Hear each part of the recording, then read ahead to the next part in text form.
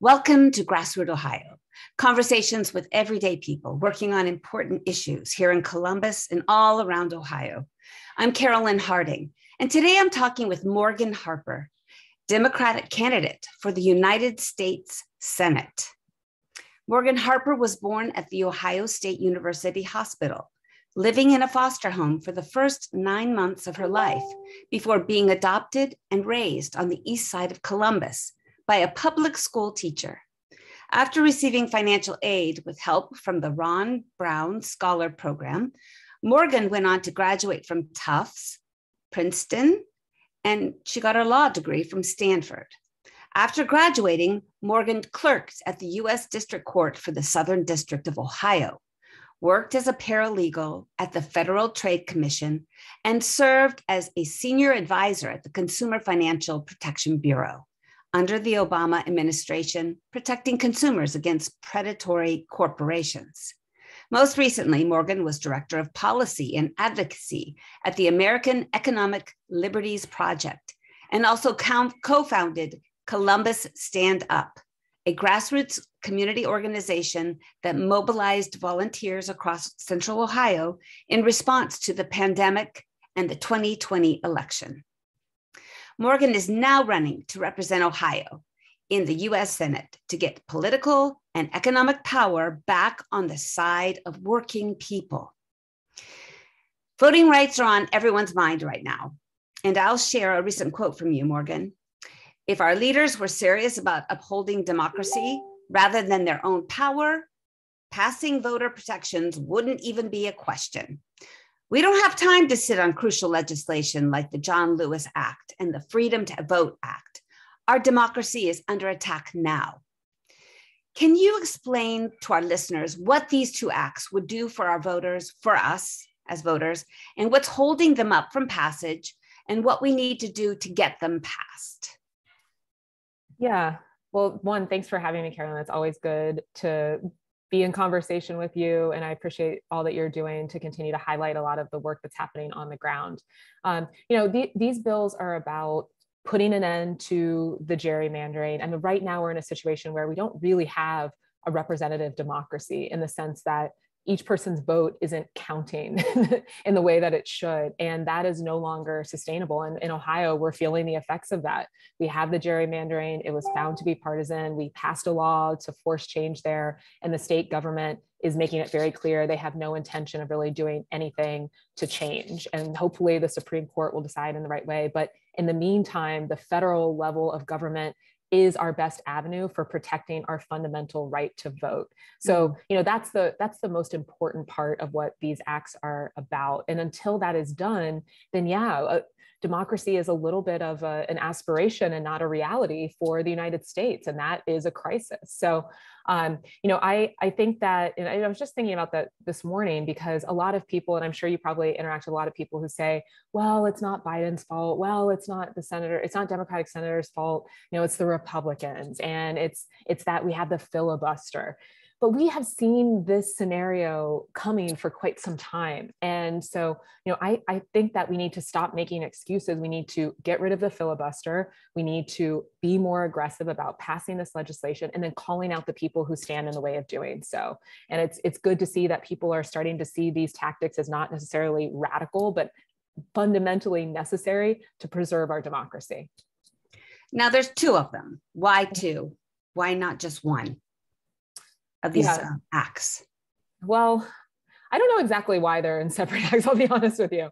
But they each are getting at different things. And so, they're two of them. Okay. So I noticed that President Biden was down in Georgia, and a lot of the activists weren't there because they said we should be passing these and not just doing another photo op. Right. So what do you think about that? Well, I think that's coming from a place of frustration. I mean, a lot of people, the message for the 2020 election was turn out to vote because we have to save our democracy. And then people didn't necessarily hear that leadership coming from the White House during the first year in office. And so the greatest power that the president has is the bully pulpit. And that needed to be exercised early and often on this issue to, I think, fulfill what the promise that was made to a lot of voters, especially in Georgia, that then was able to deliver the Senate majority. And so, we're in an interesting time right now. And I do think that there is a sky high level of frustration. I hear that not just among folks who describe themselves as progressive or, who are used to challenging the party, but even among more traditional Democrats who are feeling like we aren't delivering. We don't have enough fight. And we are just handing over power to Manchin and Sinema, who, we had nothing to do with electing, and why would we let that happen? So, we're at it's been said a lot before in terms of different crossroads for the country, but I really think we continue to be at one, and the stakes are very high. But what makes me optimistic is that we have a lot of people who are aware of it, and it's growing, I would say, in terms of the coalition of people who understand that we can't keep going in this way, and we've got to get aggressive here. So 5 months ago, you kicked off your Senate campaign in front of the Ohio State House. You're a young woman, 38 years old, a very progressive Democrat running against an established Democrat candidate, Tim Ryan. Why you and why now? Mm-hmm. We need to win. That's the main message. We have people who are in on the Republican side, J.D. Vance, Josh Mandel, who, speaking of voting rights and democracy, have no interest in really preserving or advancing those rights, and a lot of other threats that they pose, and they have to be stopped, but not just stopped to get a Democrat elected or to get Morgan Harper into the United States Senate. Stopped because we have a lot of really serious issues on our hands, that we have folks who are not able to lead stable lives in our state. And we need to have federal interventions to make sure that everybody gets a chance to live out their potential, which is my main goal. And I feel like I'm in the best position to put together the coalition that's going to be necessary to turn out the voters to win. Yeah, I've noticed you've been barnstorming Ohio in a big way. Barbershops, food pantries, community centers, no debates yet. Mm-hmm. But what are you finding Ohioans want and need right now? There's a lot of hurt, fear, and anxiety right now, I would say. If I had to sum up the sentiments that I am hearing from people all over the state, in Columbus, in the other 3 Cs, in some of the smaller cities, Toledo, in more rural areas, that people are scared, that they don't recognize what their communities have become, with things like the CRT scandal that was taking over local school board elections, with Trumpism that it was an expression of the Trumpism that is growing in intensity in our state. But then fundamentally, that the social contract has been broken, that if you put the work in, that you're going to be okay. And having conversations with people who are in their 60s and felt like they had done everything right, and then now find themselves raising 3 grandchildren because their child had an overdose that they had nothing to do with. So in addition to mourning a loss of a child, you're now finding yourself raising 3 more with no additional financial resources. So that's just one example. But I do think, and I was alluding to this before, with that, just the diversity of people that are feeling that we can't have another 20 years like the 20 years that precede us, that we have an opportunity to chart out a new course here. But it's not a guarantee, and really relies on a lot of people, continuing to engage and even despite all the COVID challenges, believe a little bit and put the work in to turn people out. So Morgan, what are your top priorities when you get to the Senate? Yeah.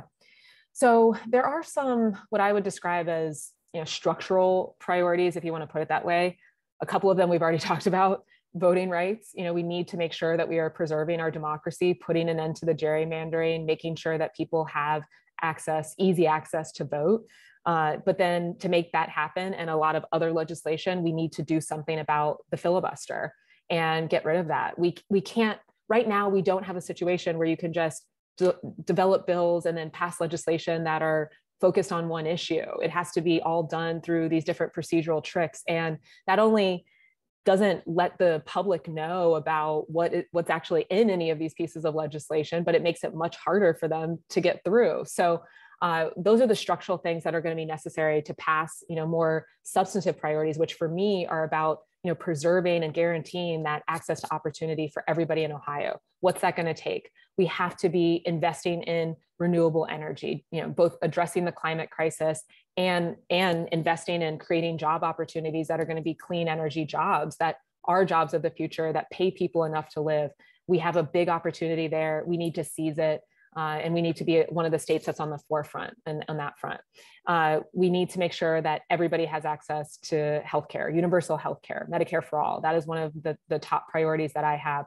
It's not just a coverage issue, it's also a cost. And the way to control those costs is by making sure that we're leveraging the negotiating power of the federal government. Another, big priority for me. And then, as we're thinking about just what it's going to take for small businesses to also compete and workers to be in a strong position to be able to earn the wages to live. I really am, this one's a little more wonky, but on issues of competition policy, antitrust, which I've been on the show talking about before, that refresh is going to be necessary to then make sure that we have small business owners and workers alike that are doing well in Ohio. And that's another focus of mine. So what are your skills that that are honed, that are ready to go the day you get inaugurated as a senator? Yeah. Well, it's funny because a lot of people think, oh, you're so young. And I sometimes get that reaction. Why are you running for this? It's kind of shooting high. And I totally understand that. I mean, relative to the average member of the United States Senate, I am very young.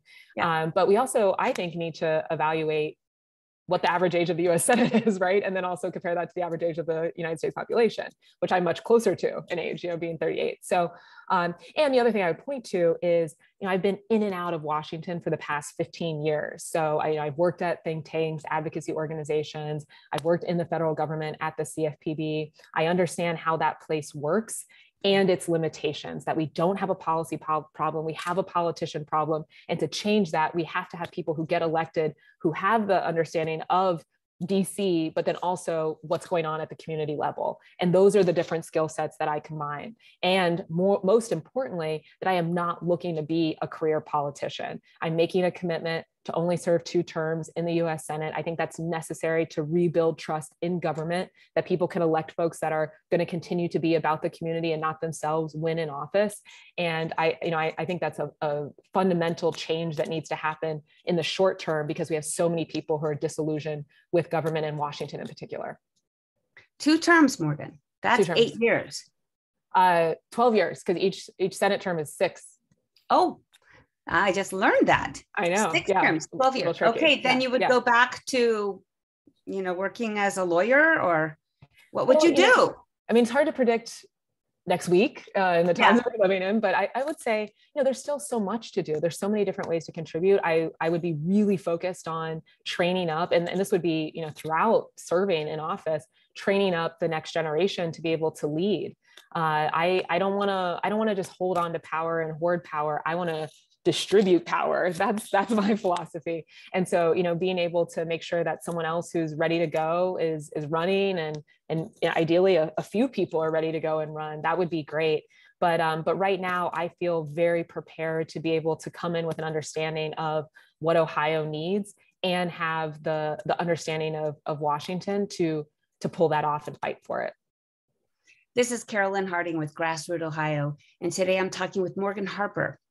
She's a candidate to be the next Ohio US Senator. Now, in your 2020 run against Congresswoman Joyce Beatty for District 3, which was my district, she accused you of raising false hopes by backing programs like Medicare for All and the Green New Deal without a plan to pay for it. How do you respond to that now? It's so interesting. The 2 years that we have lived through since I launched the last campaign, I think has opened a lot of people's eyes into to just how much resources are at the federal level, and that we're essentially making all of this up. We decide on our priorities and we fund them. That's what the federal government does. And we've seen that, when necessary, those resources can be marshaled for a lot of different purposes. In the case of COVID relief, for example, that happened, that we were able to to deliver value to people, to make sure that they made it through, the peak of, well, there are a lot of peaks, it seems like, with the pandemic, but certainly the first one that hit. And so, with all of this, I try to point people to just that fact that this is what the federal government does. It has the resources to then support people across the country based on priorities that we decide on, informed by what's happening on the ground. But then also, I would say that, we spend a lot of money on things that we don't necessarily see a lot of return on. Take, for example, our defense budget, right? Which is, just eclipses the amount of spending that any other developed country is spending on defense. That a lot of that money that also has been seen to go to defense contractors, not necessarily benefiting anyone, any average person. And so I would, be supportive of reducing that level of spending and reprioritizing investment in people, in our healthcare system. But again, not just investing in at the top line healthcare and then letting it go to the insurance industry, for example, but making sure that it's delivering value to real people.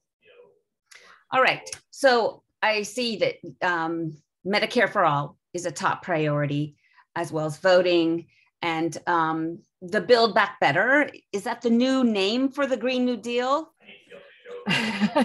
Well, you raised another important point that kind of connects to your previous question. Is, oftentimes a lot of these policy ideas will get attacked as being very out there, or too left or too radical or whatever, as if people having healthcare and doing something about the climate crisis is anything but rational.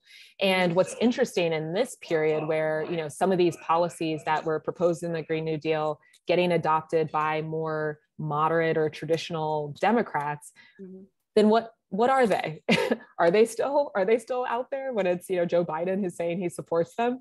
I think politics is very scrambled right now, and that is an opportunity, because it's exposing that a lot of these critiques aren't rooted in reality or in the data or in doing the right thing, but just in people who already have a lot of power and wealth who want to preserve the status quo, and that is not sustainable anymore. And I think more and more people are aware of that fact. And the other thing I would point to in terms of like how we support, a lot of these investments that are just necessary for us to continue to be a going concern as a nation is, closing a lot of tax loopholes. We're losing a lot of revenue based on, allowing large multinational corporations to essentially do whatever they want as they bribe off a lot of our elected officials in Washington. So let's close those loopholes. Let's make sure that we're getting as much revenue as possible, and then directing that investment at the community level. Okay, so some of the other progressive issues, do you champion them? Public education, right now, vouchers are going crazy in Ohio, and there's a lawsuit against the state of Ohio from a bunch of school districts. There's taxes, which you covered, and the war machine, which you covered, police reform and qualified immunity, mass incarceration, unions, livable wage, gun control, reproductive rights, and housing. Those are I know that the federal government isn't in charge of all of those issues, but of those issues, where do you stand? Ooh, okay. Well, you listed a lot of those. I did. Qualified immunity. Let's start with there. Yeah, so I do support ending qualified immunity, and anybody who is real about trying to end incidents of violence that result in the loss of life by someone who's paid to keep us safe needs to be supporting that policy. It's pretty clear that you have to have accountability and then put the right incentives in place to help ensure that accountability. And one of the best ways to do that, I believe, is ending qualified immunity. So, that's one of the things that in legislation that was developed after last summer that, some sitting elected members of Congress said that they would be supportive of, and then they were comfortable stripping that away. And that's not right. I am committed to, keeping that in any legislation that's related to, ensuring public safety and ending police violence. So that's a big one for me. And, I've worked with a lot of advocates across the state on that issue, and continue to do what I can to support.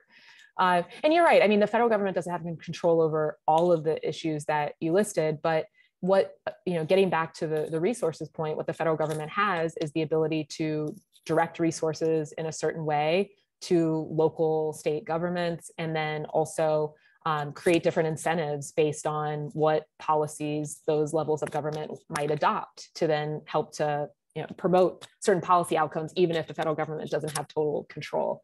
And so, I'm supportive of making sure that we're investing in our public schools, absolutely, that we are investing in housing. I mean, one of the issues that has come up in talking to housing advocates across the state and residents is just the lack of high quality housing. I mean, sometimes you get a voucher to then make sure that you're able to have the financial support to get housing, but then the conditions that it's in are not really any that reflect a belief that people are, worthy of a quality home, that we're not forcing a lot of property owners to be able to keep up with the standards of what we think, quality housing should look like. So that's an enforcement issue. And you could drive more resources to make sure that we are, observing what the conditions are and then forcing those who own property to increase the standard of that housing. But then I also think we need to increase the housing stock overall. There's a lack of supply. The housing markets in a lot of parts of Ohio have gotten really expensive for people. Wages aren't keeping up. And so we need to make sure that we're continuing to invest and build more housing. And that's definitely something that the federal government can be part of that investment and helping to increase overall stock and rehab existing stock, because it doesn't always have to be new builds. I mean, I think there's some innovative things happening with former hotels, for example, being retrofitted into providing apartments for people who maybe don't have the ability to work enough to earn money to pay for their own housing. That's really important. I think as more people are aging, we're going to have to think creatively about housing options for seniors. That's something that we need to be getting ahead of, and the federal government has a role to play there. And I would be supportive of those types of policies. Well, one thing that makes me very confident in you, Morgan, is that you do really understand finance and policies and the consumer. You've had experience in that kind of work, and I feel like you could go to Washington and do an incredible job. It's not a skill set that's beyond you, and I really appreciate that about you specifically. I want to go on and ask you about gun control. I mean, that's not a popular topic for legislators to take on because the gun lobby is so strong. But what would you do for Ohio as far as guns? Yeah. Well, and I will point out that my opponent in the Democratic primary used to be a member of the NRA, has had to evolve on that issue, is one of the top takers of lobbyist money in Congress, right? And so, at the root of a lot of these policy issues that we're talking about is electing someone that is going to stand on the side of doing the right thing without having to be convinced of it or evolve.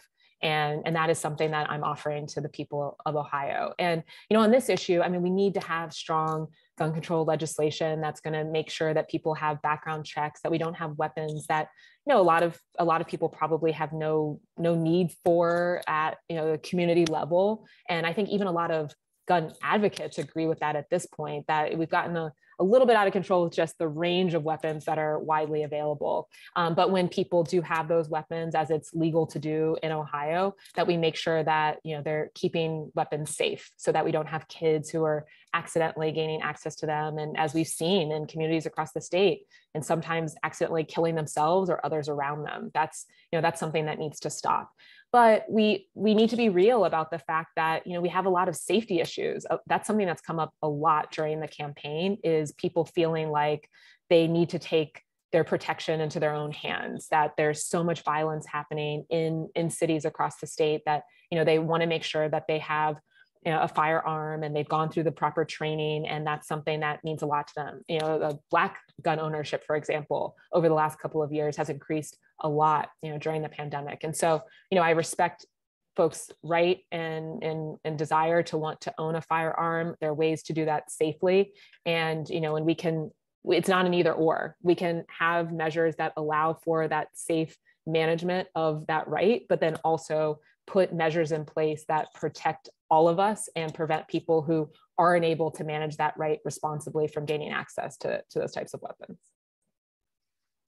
To me, if you have to go through a long process to become a driver, a license and training, you should have to go through a license and training before you can get any kind of gun, own a gun. And I also think that there should be background checks for your mental health and your ability to handle a lethal weapon. Yeah. So to me, this is a very important issue that we need to really, I admire very much the Prime Minister of New Zealand.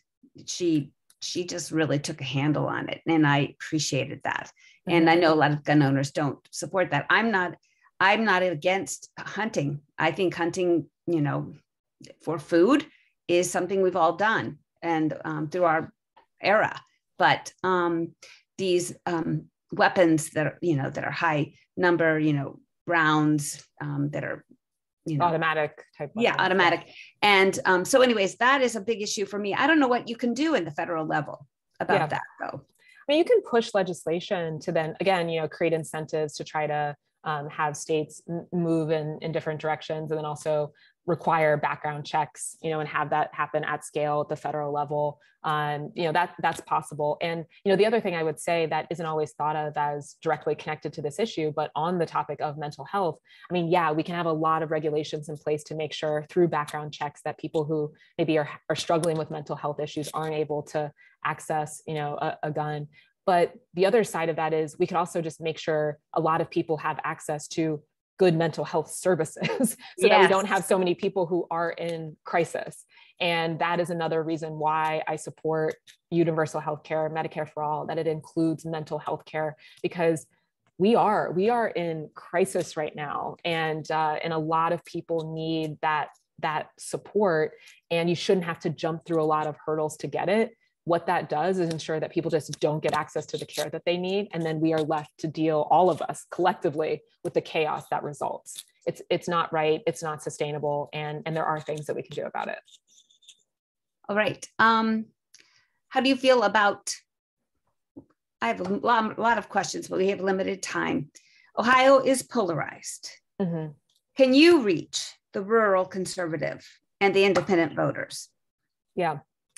Yeah, I mean, this is one of the main reasons why I felt obligated to run, because I do think that a lot of those voters in those areas, and these are, folks who were some of the Obama swing Trump voters, are over regular politicians. I think a lot of us are, but especially in those areas. And we see, I mean, Joe Biden wasn't able to win our state. And so, if we needed another wake-up call, well, there we had it. And, at the end of 2020, that doing the same old thing, running the same type of Democratic candidate is not going to get the job done.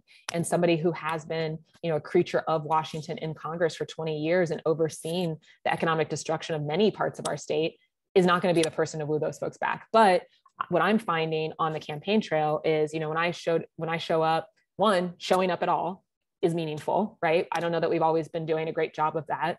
Sharing with people my story, which is a story of hustle, of nothing being given, of putting the work in and making things happen for not just myself, but the community around me.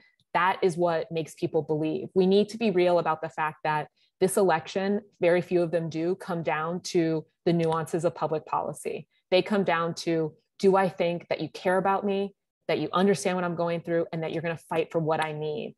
And that is going to take a different kind of Democrat. And that is why I am in this race. I present that option.